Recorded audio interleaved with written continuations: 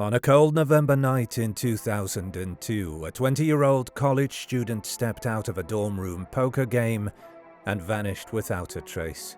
His name was Joshua Guimond, a sharp political science major with big dreams. Law school, public service, maybe even a run for president one day. He was sober, in good spirits, and walking just a few hundred yards back to his dorm at St. John's University, Minnesota. But he never arrived. No coat, no wallet, no glasses, just gone. In the hours that followed, no one panicked. But by the next day, when Josh missed a scheduled mock trial practice, alarm bells rang. His computer was still on, his keys and ID untouched. And by nightfall, it was clear something had gone seriously wrong. Over the following weeks, an enormous search effort scoured the campus, surrounding woods, and nearby lakes.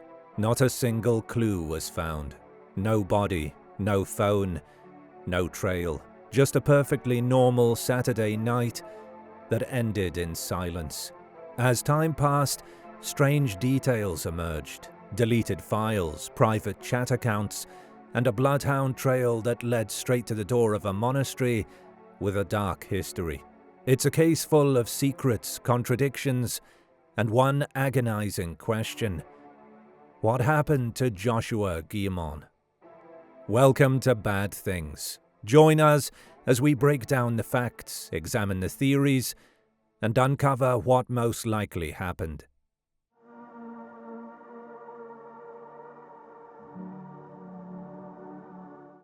Joshua Guimond was a junior at St. John's University in Collegeville, Minnesota, a tight-knit Catholic campus surrounded by dense woods and quiet lakes.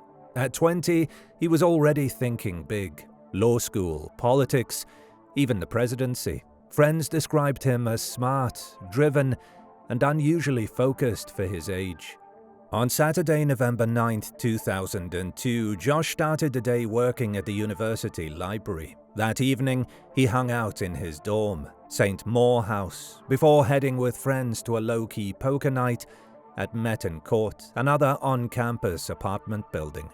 Nothing about the night stood out. Joshua wasn't drunk. He laughed, played cards, and seemed like his usual self.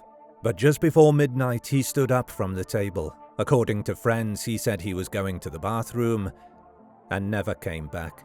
He didn't say goodbye. He didn't take his coat. The assumption was that he'd decided to walk home, a short 3-minute stroll back to his dorm, but he never made it. His roommate, Nick Hajdakovic, returned to St. Moore around 2:45 a.m. and found their room exactly as it had been. Josh's schoolwork laid out, his wallet and glasses untouched. The computer was still on. There were no signs he'd been back. It looked like Josh had expected to return quickly and simply didn't. By Sunday afternoon, concern grew. Josh missed a mock trial practice, something completely out of character. At 10:30 p.m., nearly 24 hours after he was last seen, his mother was informed he was missing. What followed was one of the largest search operations in the region's history. Stearns County Sheriff's Office, campus security, and eventually the Minnesota National Guard mobilized. Over 100 soldiers and 250 volunteers fanned out across campus and into the surrounding woods, searching a 16-square-mile area. They used helicopters with infrared, side-scan sonar, and search dogs. Divers combed Stump Lake, the small body of water along Josh's likely walking route. It was the first working theory that he may have fallen into the lake by accident. They even lowered the water level and prepared to drain it, but nothing was found. In the following days, the search expanded to nearby lakes and wooded trails. Still, not a single item belonging to Josh was recovered. No shoes, no clothing, no signs of a struggle or fall. The complete lack of evidence made his disappearance all the more chilling. Then something strange happened. In late November, Josh's father, Brian Guimond, brought in a private search team with a bloodhound named Hoover. The dog followed Josh's scent from Metten Court to Stump Lake, but didn't stop there. The trail continued curiously back towards St. Maur House, and then to the St. John's Abbey, the on-campus monastery. The abbey was a sensitive location. It housed Benedictine monks and had recently been the focus of sexual abuse scandals involving clergy members. When the bloodhound signalled interest inside the abbey, and even on the lake behind it, many took notice. But soon after, authorities dismissed the dog's reliability and shut down further independent searches in that area. To the Guimond family, it felt like a lead was being buried. As winter set in, the investigation stalled, but behind the scenes, troubling stories began to surface. In February 2003, just months after Josh's disappearance, a student came forward to accuse Father Bruce Wolmering, a monk and psychology professor at St. John's, of sexual misconduct. The complaint was quickly settled. Quietly, in fact, the abbot of the monastery later admitted that they intentionally withheld Wolmering's name from the public out of fear that people might link him to Josh's case. Josh himself had reportedly been outspoken about the abuse scandals. According to friends, he had been researching or writing about them, potentially drawing unwanted attention. In the initial days after Josh vanished, his dorm room wasn't secured or examined for evidence. Friends and family stayed there, unaware it might hold vital clues. But when authorities finally analysed his computer, they made an alarming discovery. Someone had run an internet washer program a few days after Josh disappeared. Software used to permanently delete browser history and files. It had never been used on his computer before. Digging further, investigators recovered fragments of Josh's digital activity. They found evidence he'd been active on Yahoo Personals and other chat platforms. He had at least 3 online profiles, and in 2 of them, he posed as a woman while chatting with other men. This raised an entirely new possibility. Josh may have been exploring his sexuality online, in private, and perhaps on the night he vanished, he'd arranged to meet someone, explaining the sudden exit from the party without telling anyone where he was going. But who that person was or whether the meeting ever happened remains unknown. Whoever deleted the files made sure of that. 2 other disappearances in the region added further complexity.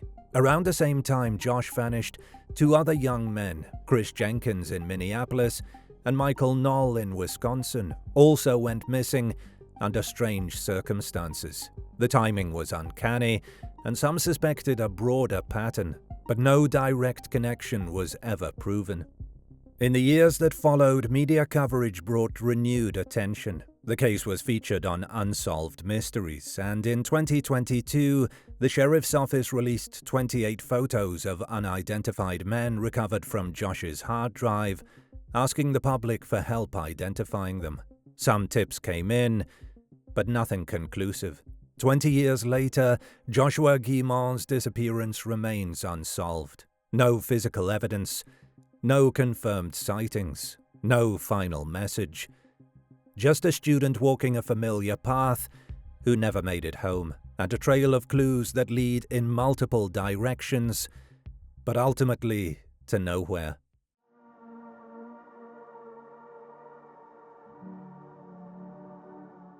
Over the years, journalists, law enforcement, online sleuths, and Joshua Guimond's own family have proposed multiple theories to explain how a bright, sober college student could vanish without a trace during a 3-minute walk home. Here are the 4 primary theories, each grounded in a different set of facts, suspicions, and unanswered questions. Number 1. The accident or misadventure theory. This was the initial and most widely accepted theory, that Josh, walking home alone on a cold November night, may have accidentally fallen into Stumpf Lake, which sits along the most direct route back to his dorm. It wouldn't have been the first such case. Dozens of college-aged men across the Midwest have been found dead in rivers and lakes after nights of drinking. Although Josh wasn't intoxicated, the theory still seemed plausible. He was walking in the dark, near water, and possibly distracted. Law enforcement treated it seriously from the start. Stearns County deputies, campus security, and later the Trident Foundation dive team conducted extensive searches. Sonar, dragging equipment, and infrared were deployed. Lake levels were even lowered in anticipation of a full drain. Nothing surfaced. No clothing, no wallet, no remains. One sheriff even speculated Josh might have ended up in a swamp that swallowed him, but soil experts later dismissed that idea. No bog or sinkhole on campus could realistically hide a body for long. Josh's family was skeptical from the start. His father, Brian Guimond, told reporters if he was in that lake, they would have found him. That conclusion still holds. Despite exhaustive searches, there was, and still is, zero evidence that Josh ended up in any campus lake. Number 2. The Abbey Theory. The St. John's Abbey has long stood as a symbol of quiet authority on campus.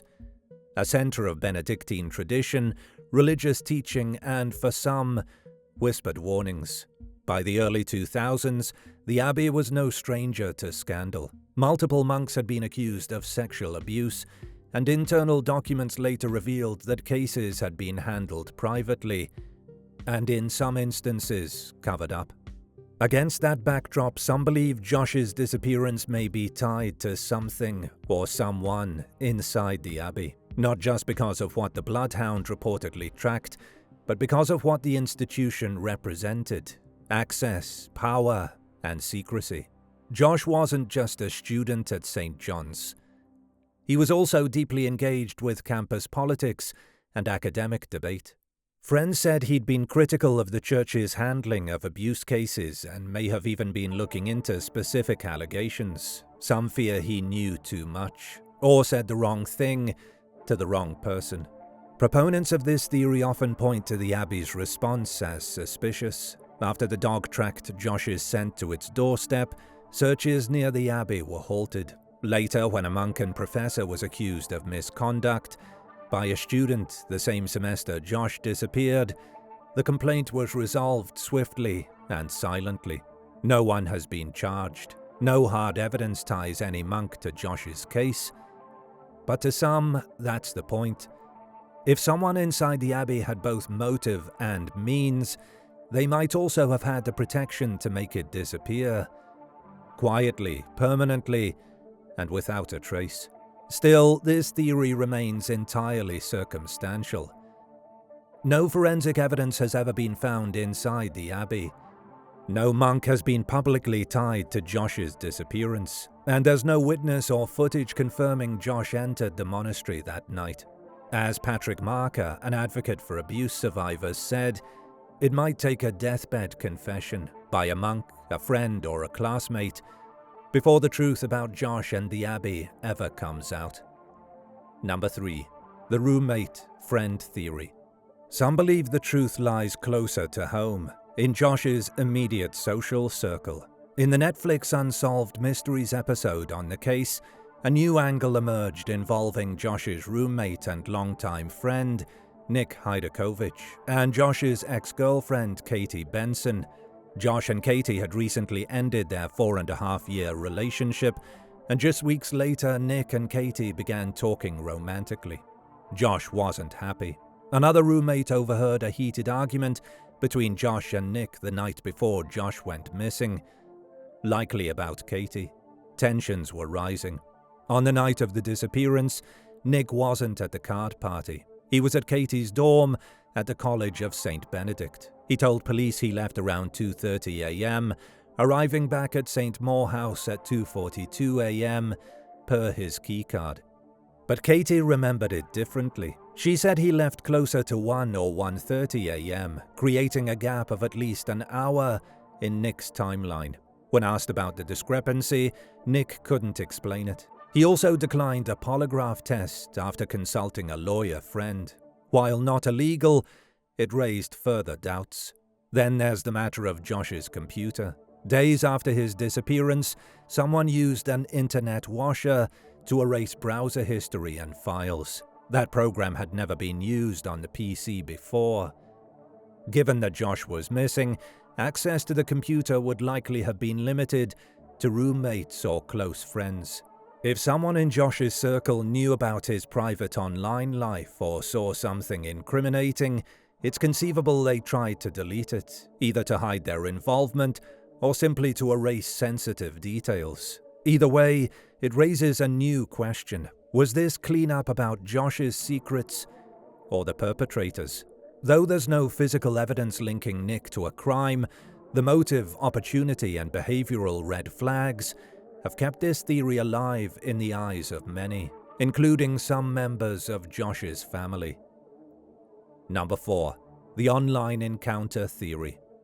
The final theory is one that law enforcement has taken increasingly seriously, that Josh was meeting someone he'd connected with online, possibly in secret, and that the encounter turned deadly. Recovered data from Josh's PC showed he had multiple Yahoo Personals accounts, some of which he used to chat with men while presenting as a woman. It was a side of his life unknown to friends and family.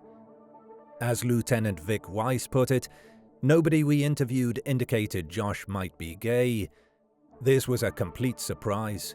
Josh may have been exploring privately and cautiously. Investigators now believe he might have left a poker game to meet someone. That would explain his sudden, quiet exit. He didn't take his wallet, keys, or coat, maybe expecting to return quickly.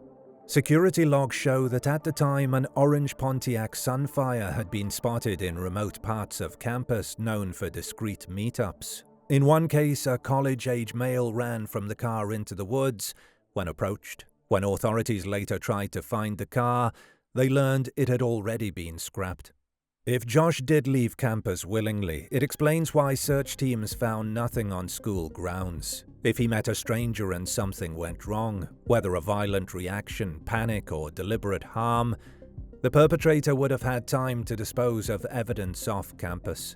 The biggest weakness in this theory? The computer cleanup. It's hard to imagine an online stranger returning to Josh's dorm to erase digital history, unless someone else, a friend or family member, found Josh's files later and deleted them to protect his reputation. Still, this is the current leading theory for investigators, who say they believe Josh's online activity may have directly played a role in his disappearance.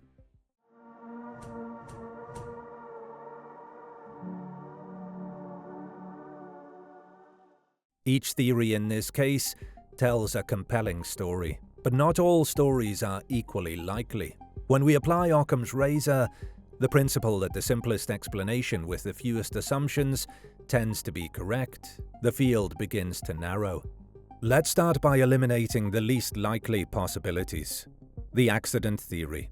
It's simple on the surface. Josh slipped into a lake and drowned, but this explanation collapses under the weight of the search efforts. Stumpf Lake was scoured multiple times by trained divers with sonar, infrared, and even water level reduction. No clothing, no personal items, no trace was ever found. To believe the accident theory now means believing Josh somehow died in a way that evaded every available detection method. That's not simple, that's stretching reality. Even investigators eventually abandoned the lake theory. There was no indication Josh was drunk, no physical evidence he'd even been near the water, and no terrain around the route that could have swallowed a body. The Abbey theory. This one feels weighty, emotionally and narratively. You have an institution with a documented history of misconduct, a dog tracking a scent to the Abbey's door, and a conveniently timed sexual misconduct case involving a monk professor. Suspicious? Yes. Probable? Less so. To accept this theory as the most likely, we must assume a monk harmed Josh and concealed it. Others helped cover it up. No one, for over 20 years, has spoken or slipped up. No physical evidence has ever emerged, despite intense scrutiny. That's a long chain of secrecy. It's not impossible, but it requires too many people to stay perfectly silent for too long. Also, this theory doesn't explain the erased computer history, a key piece of evidence that doesn't cleanly fit into the Abbey scenario unless you add yet another conspirator with access to Josh's room. For all its darkness, the Abbey theory makes too many assumptions and still leaves questions unanswered. So, what's left? We're down to 2 scenarios. A secret online meetup gone wrong. A personal conflict with someone close, most plausibly his roommate. Let's examine both. Scenario A, the online encounter. This theory has clear advantages. It explains why Josh left a party abruptly without his coat, glasses, or keys. It explains why there were no signs of struggle on campus, and why search efforts turned up nothing, because Josh likely left campus voluntarily, maybe even in someone's car. We know Josh was active on chat forums, sometimes using aliases or posing as a woman. He had at least 3 Yahoo accounts. According to police, the tone of the chat suggests he was exploring something private, maybe tied to his identity, maybe not. If he agreed to meet someone in person, especially someone he thought was a woman, and that person turned out to be something else, or if the situation spiraled, it could have turned deadly. Misunderstandings, shame, or even targeted violence against perceived deception could all be motives. A car could easily take him off campus and into obscurity. But then comes the big problem, the computer cleanup. A few days after Josh disappeared, someone used an internet washer to scrub the PC. This wasn't a background update or random event. The program had never been used before. If Josh never came back, who wiped the hard drive?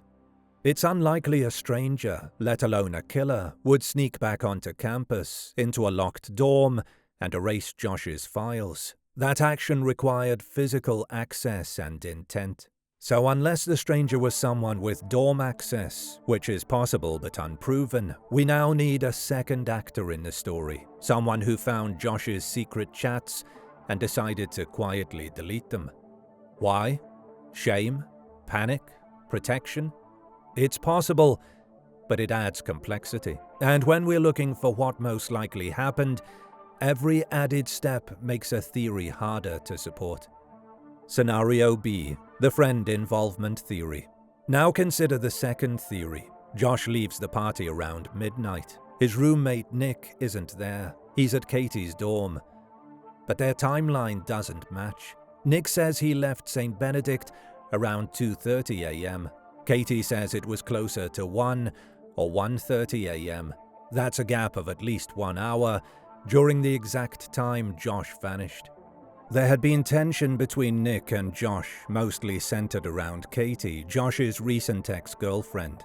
Nick and Katie had grown close in the weeks following the breakup. Roommates say there had been a fight the night before.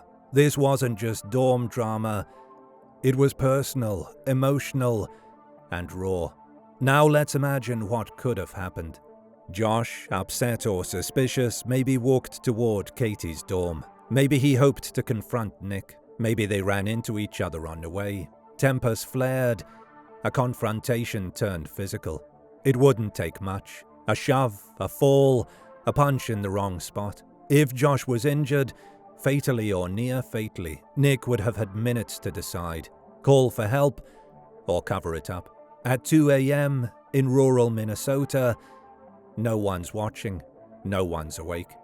Nick had a car, he had access, he had a reason to panic, and later he had access to Josh's computer, which someone used to erase sensitive material. If Nick found emails, chats, or even incriminating messages between the two of them, he may have tried to delete it all, whether to protect himself from murder accusations or to hide Josh's private life. It suggests a conscious decision to manipulate evidence. He declined a polygraph. He never fully explained the time discrepancy. And crucially, if this scenario is true, no new characters are required. No strangers, no unknown predators, no wide conspiracies. It all fits within the circle Josh already lived in. What most likely happened?